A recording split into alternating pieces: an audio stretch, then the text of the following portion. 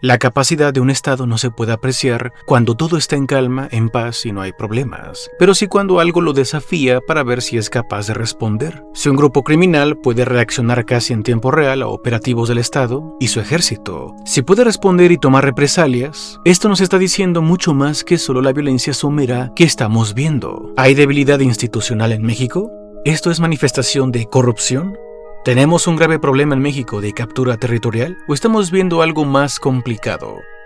No se trata de venir aquí a hacernos preguntas conspirativas, sino estructurales. Entender el problema es muy importante, de lo contrario, simplemente nos alejaremos de las posibles soluciones útiles. Así que no vengo a cumplir expectativas de la audiencia, ni a decir cosas que sean cómodas según tu orientación política y la camiseta que te suelas poner.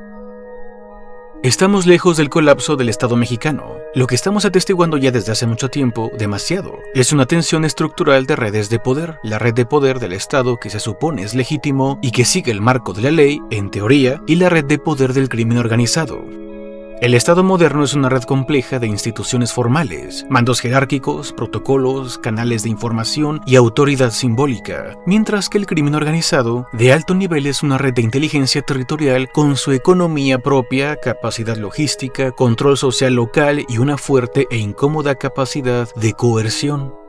Si dos redes de poder compiten en el mismo territorio, el conflicto no se reduce solo a lo físico, porque también se trata de un conflicto de información y de control estructural. Y las abstracciones de legalidad y marco jurídico valen un pepino cuando el competidor tiene el poder económico y la fuerza para poder hacerle frente a la ley.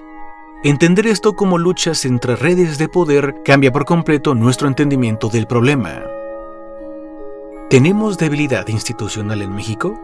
Bien, un país como México recauda impuestos eficientemente, firma tratados internacionales y en teoría busca una estabilidad macroeconómica. O sea, controla muchos recursos, pero no puede controlar completamente ciertas zonas de su territorio. La policía en muchos lugares es insuficiente, vulnerable o directamente criminal, y además carece de capacidad de inteligencia local suficiente. Esto significa que la fuerza institucional en México no es uniforme, es desigual. Por supuesto, esta debilidad no es suficiente explicación. Hay que decir mucho más. Tenemos que hablar de corrupción. Si un funcionario público acepta un soborno, solo es corrupción individual. Pero si el sistema genera los incentivos para que esos sobornos se acepten para la supervivencia y ambición personal, entonces hablamos de corrupción estructural o sistémica.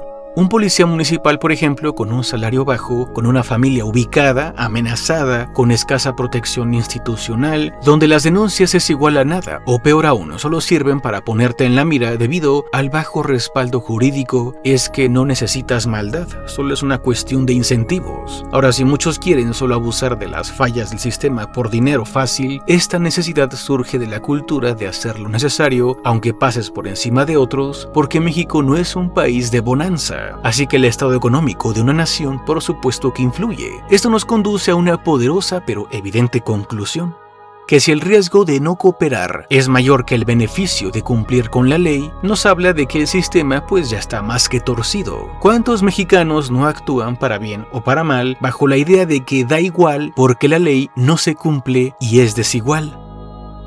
Un estado es una red con miles de nodos. Hablamos de mandos, operativos, administrativos, técnicos, informativos. Claro que no necesitas que todo esté corrompido. Solo necesitas nodos estratégicos vulnerables, puntos de fuga de información e incentivos mal alineados, y de eso hay de sobra en este país. En teoría de redes, la resiliencia depende de la integridad de los nodos críticos, y si esos nodos son permeables, la red pierde ventaja estratégica. ¿Y qué carajos significa lo que acabo de decir? Primero, en cualquier red no todos los nodos o puntos valen lo mismo. Un nodo crítico es un punto donde pasa información vital. Si lo quitas, la red se divide o debilita. Un nodo permeable es el que permite influencias externas o lo corrompen. Así que un nodo crítico permeable es vulnerable. En otras palabras, un sistema es tan fuerte como sus puntos más importantes, los cuales si fallan o se dejan influenciar, todo falla y se va al carajo. Por eso al inicio dije que no se trata de algo conspirativo, sino de estructura. Es como si en una partida de póker tu rival pudiera ver algunas de tus cartas. Así que en México, obviamente, hay muchísima infiltración del crimen organizado en las instituciones. La corrupción es infiltración criminal y la captura del Estado es la influencia estructural. Cuando se financian campañas locales de manera ilegal, cuando se condicionan decisiones administrativas, cuando se influye en nombramientos estratégicos y se dice qué proyectos avanzan y cuáles no, no significa necesariamente que el crimen organizado esté gobernando. Significa que en ciertos lugares, en ciertos nodos, la autoridad formal y la real no coinciden y eso genera una asimetría de poder. Así que si un país tiene una política exterior fuerte, bien podría ser débil en municipios y regiones aisladas, lo que permite captura territorial parcial. En México vemos innegablemente cómo es que se comparte territorios con el crimen organizado, por lo que el monopolio legítimo de la fuerza ya no es absoluto, lo que confirma la debilidad del Estado. Hay Estado, como dice la presidenta Sheinbaum, pero una cosa es que haya y otra es que sea fuerte, porque es más que claro, hasta para el más despistado, que es un Estado débil, porque cuando un grupo criminal desafía públicamente al Estado y no logra ser completamente neutralizado, el mensaje es clarísimo. Lo que dicen es, tenemos autoridad territorial, enviando señales a la población, a las autoridades locales y al propio gobierno. Esto no hace colapsar al Estado porque este simplemente va a seguir recaudando impuestos, dictando leyes, operando instituciones y manteniendo relaciones internacionales. Pero internamente en zonas específicas del país, la autoridad real está siendo disputada y eso es una cruda realidad desde hace mucho tiempo, lo que nos conduce a otro gran problema. El poder tiene dos componentes, la coerción y la legitimidad. La coerción es fuerza y la legitimidad es reconocimiento. Cuando la violencia es tan común y fuerte, las expectativas de la población bajan porque se normaliza la inseguridad. Y la evidencia de México en eso es el enorme crecimiento de la narcocultura. Así la autoridad se deja de percibir como incuestionable. Por eso el crimen organizado desafía abiertamente al gobierno sin temerlo en lo más mínimo. Eso es pura erosión de la fuerte. Y para rematar, el gobierno entra en un dilema muy incómodo. Si el gobierno responde con fuerza porque tiene más fuerza, se corre el riesgo de escalada, de daños colaterales, perdiendo muchas vidas inocentes, la crítica internacional y la afectación de la imagen electoral del partido gobernante en turno. Pero si es prudente, se puede percibir como debilidad, cosa que sobreexplota la muy pobre y miserable oposición de este país. Es el dilema de orden versus legitimidad. Si un grupo criminal genera caos coordinado tras la detención y ejecución de su líder, nos dicen directamente que eso tiene un alto costo, que pueden presionar políticamente demostrando capacidad. Si juntamos a todos los elementos, sicarios, de todos los cárteles en México, hablamos de organismos prácticamente paramilitares. Cuentan con quizás 180,000 efectivos o más. Lo que se está midiendo del gobierno mexicano es su capacidad de prevenir y resolver, su capacidad de respuesta y su capacidad de retomar el control de muchos territorios. No su capacidad de hablar por hablar y de inventarse narrativas para manipular la opinión pública, pues de las 32 entidades federativas del país, en 20 de ellas hubo más de 250 bloqueos en carreteras, incendios de camiones, autos, locales, ataques contra la autoridad, etc., demostrando el cártel el alcance nacional que tiene y su poder.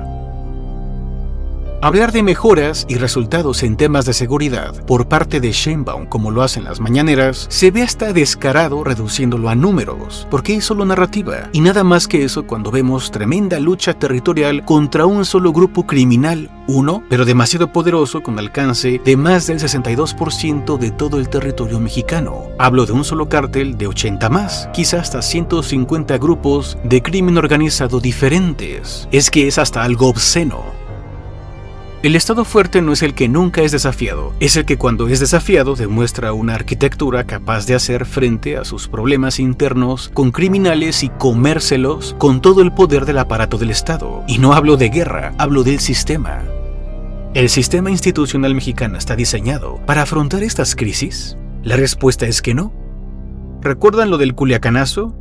En 2019 se capturó a Ovidio Guzmán López, el hijo del Chapo Guzmán, pero Andrés Manuel López Obrador decidió liberarlo horas después ante posibles amenazas para proteger a la población de una escalada violenta de grupos armados, donde el crimen organizado usa a la población civil como rehenes, siendo este hecho un poderoso parteaguas porque es directamente una derrota total del gobierno contra los criminales.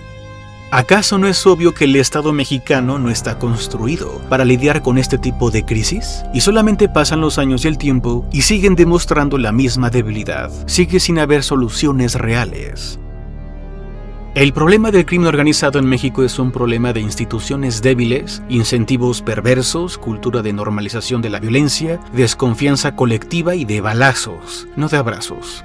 El mayor triunfo de los cárteles sobre los mexicanos no es su control territorial, ni siquiera es eso, es algo psicológico, ya que entre más se sube el umbral, la indignación se reduce porque la violencia se vuelve irremediable. ¿Cuánto más estamos dispuestos a soportar esto? ¿Qué podemos hacer el resto de la población?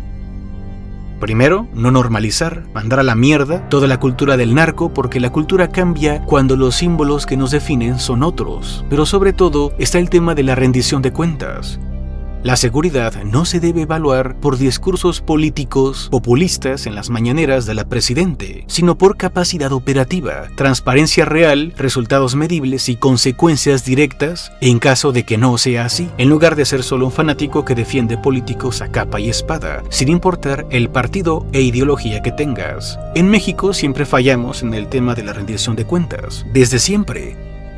El crimen organizado prospera cuando la ciudadanía se polariza y deja de exigir estándares, por eso las mañaneras se usan como un intento de control de la narrativa. Supuestamente informan y sí, a veces lo hacen, pero es más para dominar constantemente el relato que se inventan. La imagen del México que no existe, porque un gobierno no sirve al pueblo, por más que desgasten usando esa palabra, sino que sirven a sus intereses y su principal interés es crear relatos ante crisis para seguir manteniendo el mayor tiempo posible el poder electoral y asegurar la continuidad de un partido que ha fracasado estrepitosamente como el resto de partidos basura que estuvieron gobernando antes que este.